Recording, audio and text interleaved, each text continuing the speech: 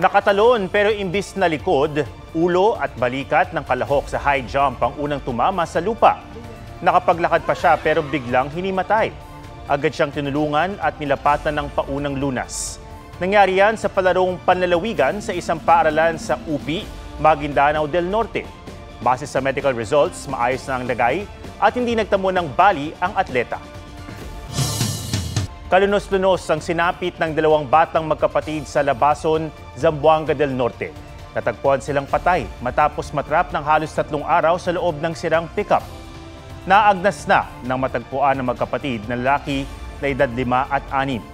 Nakapagpa-blotter pa ina nila sa mga pulis bago madiskubre ang labi ng mga bata. Ayon sa mga pulis, naglalaro at nangunguha ng bayabas ang mga biktima. May kasama silang kalaro na umiyak dahil hindi nakakuha ng bayabas. Sa takot na mapagalitan, nagtago raw sa sirang pickup sa isang talyer ang magkapatid. Pero nalock sila sa loob. May mga palatandaan daw na sinubukan ng magkapatid na basagin ang salamin para makalabas, pero dahil tinted ang mga salamin, walang nakapansin na nasa loob sila.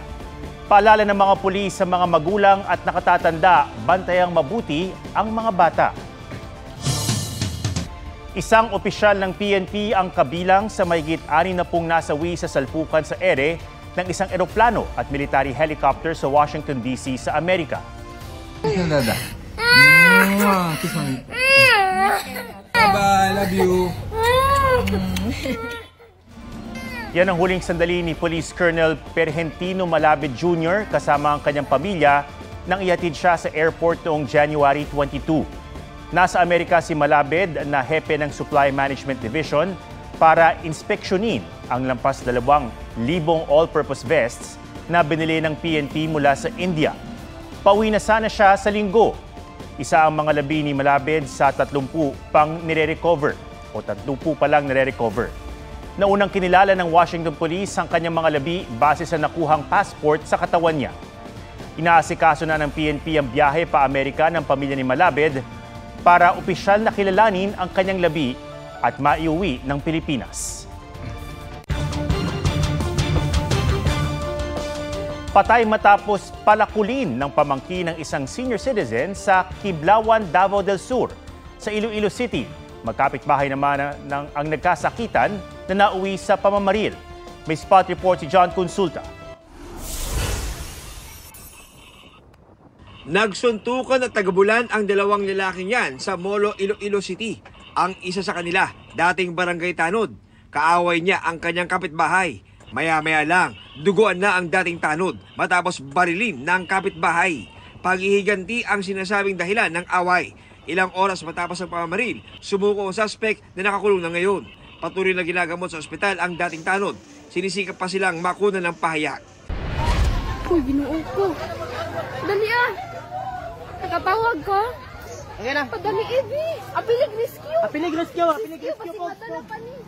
Nagkagulo ang mga taga-barangay Santo Niño, Kiblawan, Davao del Sur nang makitang duguan ang ulo ng 71 taong gulang na lolo. Isinugod siya sa ospital pero idiniklarang dead on arrival. Ayon sa pulisya, nagpapahinga sa duyan ang matanda nang biglang palakulin. Ang suspect na pag-alamang pamangkin ng biktima na umano'y lasing noon. Naaresto na siya. Wala siyang pahayag. John Consulta, nagbabalita para sa GMA Integrated News. May mensahe si dating Pangulong Rodrigo Duterte kay Pangulong Bongbong Marcos. In this coming election, I hope that the President, kung marinig niya ako, bigyan na lang tayo ng, sabi ko, a fair shake of patas ng ang laban. Wala lang, he will not allow, kagaya ko noon, nagprangka-prangka ako sa mga taong tayo, nung na huwag kayong pumasok sa takutan po kayong survivor. Sinabi yan ng dating Pangulo sa National Coordination Meeting ng Partido Demokratiko Pilipino o PDP Laban sa Davao City na dinaluhan ng mga senatorial aspirants ng partido. Wala pang pahayag ang Pangulo kaugnay sa sinabi ni Duterte. Nagtalumpati naman si Pangulong Marcos sa Leaders Summit ng Partido Federal ng Pilipinas kanina. Ito na raw ang huli nilang malawakang pagpupulong bago magsimula ang kampanya para sa eleksyon 2025. Naroon sa summit ang mga kandidato ng partido.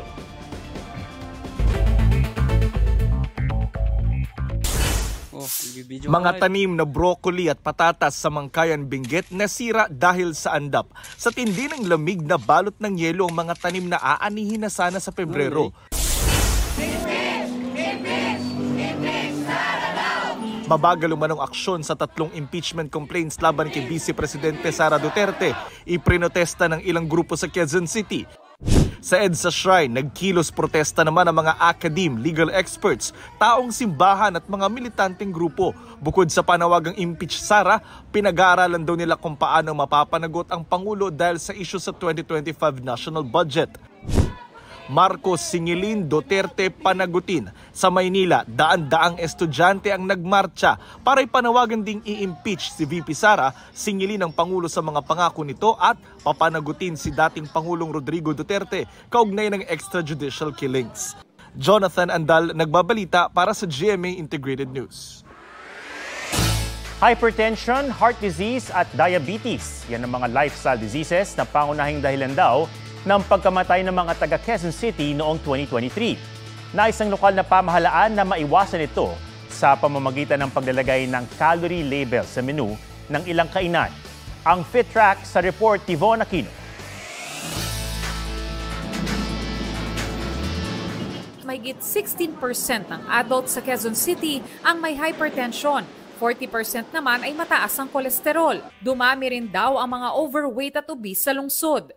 Dahil dito, ipinasa ng Quezon City LGU ang Calorie Labeling Ordinance na nag-oobliga sa food establishments na i-display ang calorie count ng mga pagkain sa kanilang menu. It is an opportunity to deepen our understanding of the impact of food on our health. Ang calorie ay sumusukat sa energy na nakukuha sa pagkain at inumin. Ayon sa nutrient dietitian ng lungsod, may inirekomenda lamang na calorie intake sa araw-araw.